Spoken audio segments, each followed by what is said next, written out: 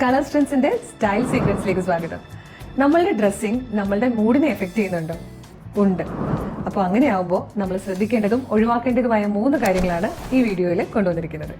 First one, uncomfortable fitting ആണ്. അതായത് നമ്മൾ ചിലപ്പോൾ ഭംഗിക്ക് വേണ്ടിയിട്ടും ഏതെങ്കിലുമൊക്കെ ഫംഗ്ഷന് പോകാൻ വേണ്ടിയിട്ടും ഒക്കെ നമ്മൾ സെലക്ട് ചെയ്യുന്ന അൺകംഫർട്ടബിൾ ആയിട്ടുള്ള ചില ഡ്രസ്സുകൾ നമുക്ക് നമ്മുടെ സബ് കോൺഷ്യസ് മൈൻഡിൽ തന്നെ ഒരു ഇറിറ്റേഷൻ ഉണ്ടാക്കും.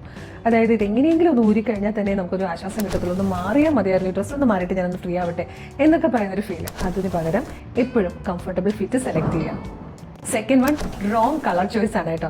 നമ്മൾ സെലക്ട് ചെയ്യുന്ന കളറിന് നമ്മളുടെ ഇമോഷൻസിനെ കൺട്രോൾ ചെയ്യാൻ കഴിയും. എപ്പോഴും ഡൾ കളേഴ്സ് മാത്രം നമ്മൾ ധരിക്കുകയാണെങ്കിൽ അത് നമ്മളുടെ മൂഡിനെ ഡൗൺ ആക്കുകയും നമ്മളൊരു മടുപ്പുണ്ടാക്കുകയും നമ്മുടെ എനർജി ലോ ആക്കുകയും ചെയ്യും എപ്പോഴും എടുക്കുകയാണെങ്കിൽ.